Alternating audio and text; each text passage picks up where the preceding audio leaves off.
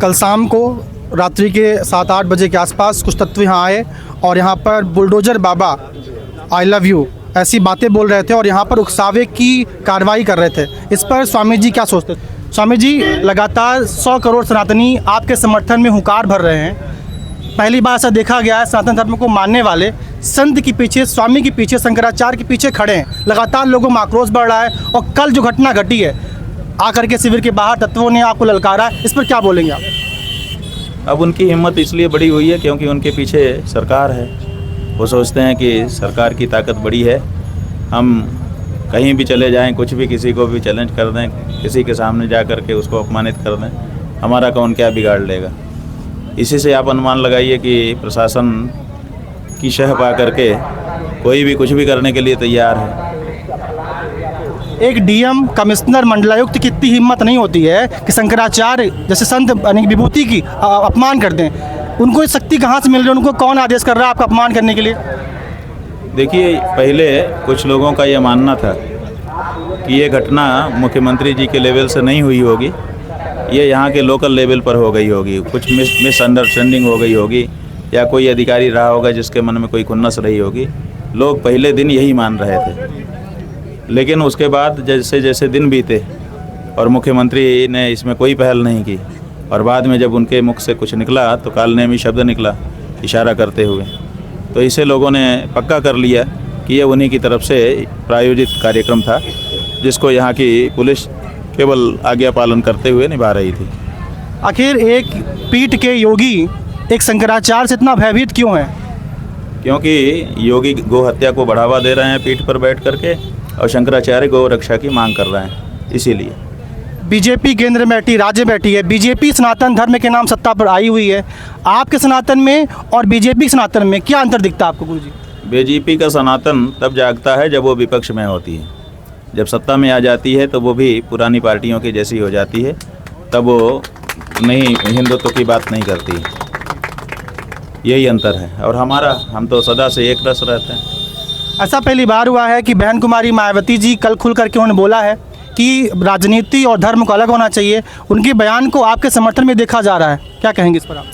बात यह है कि कोई भी जो संवेदनशील व्यक्ति होगा वो इस तरह की घटना को स्वीकार नहीं कर पाएगा।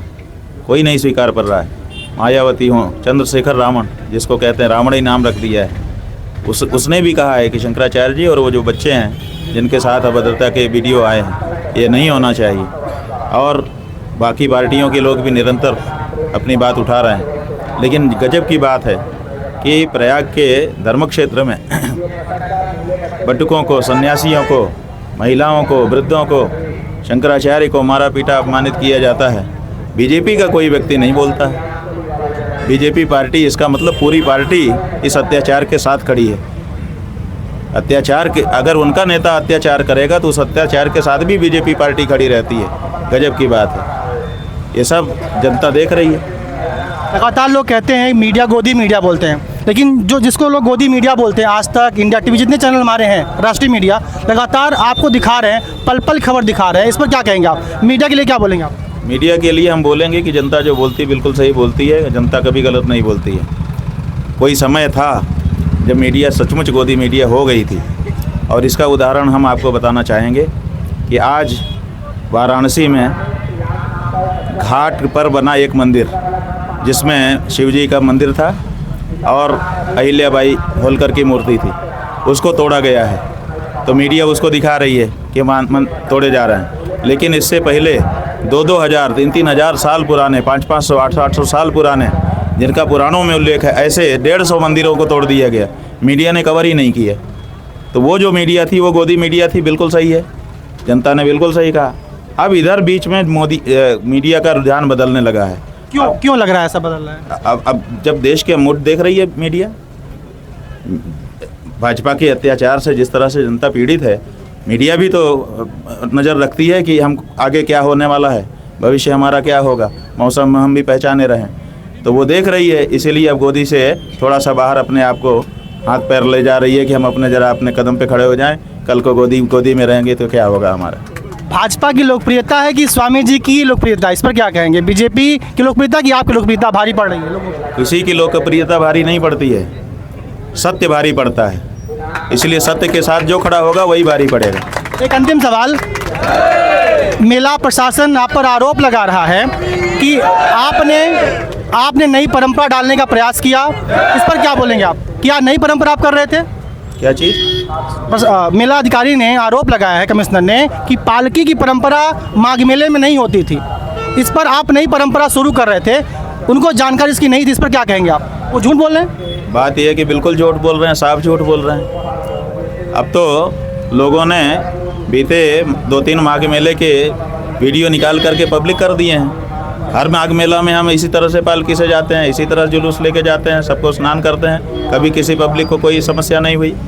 पुराने वीडियो तो सब इंटरनेट पर उपलब्ध हो गए, अब तो निकाल के लोगों ने फैला दिए।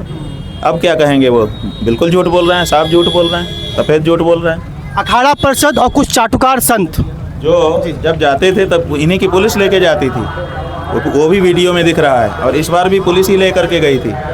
ये जो कह रहे थे वो तो बिल्कुल साफ झूठ सिद्ध हो गया उनका। सतुआ बाबा और अखाड़ा परिषद के अध्यक्ष रविंद्र जी महाराज आप पर आरोप लगा रहे हैं कि आप सनातन को बांट रहे हैं। जो आरोप लगाना चाहें वो लगाएं, एक संत के रूप में कोई आरोप लगाए, हमें कुछ नहीं कहना है। लेकिन जब कोई किसी का मित्र बन करके आरोप लगाता है तो हम उसकी मित्रता निभाने की आदत को सम्मान देते हैं कि बहुत अच्छा, कम से कम मित्रता तो निभा रहे हो, निभाओ। तुम्हारे नंबर बढ़े रहे हैं, हमें क्या दिक्कत है। एक अंतिम कमेंट लेंगे, पोर्शे, डिफेंडर, मर्सिडीज बेंच जैसी वैभव को दिखाना संतों के लिए क्या सही होता है? बात यह है कि सतुआ बाबा जी के बारे में ये बात आप कह रहे हैं, और वो सतुआ बाबा जी के जो गुरु जी थे वो जब बुजुर्ग हो गए तो हमारे पास आए थे आज से 10-15 साल पहले, और उन्होंने हमसे कहा था कि ये बहुत छोटा है, इसको हम अपने बात का महंत बनाना चाहते हैं। हम आपसे एक वचन मांगते हैं। हमने कहा क्या? बोले इसका संरक्षण करिएगा। तो हमने भावना में आकर के कह दिया था कि हम संरक्षण करेंगे, इसलिए सतुआ बाबा के बारे में हम कुछ नहीं बोलेंगे। बहुत बहुत धन्यवाद।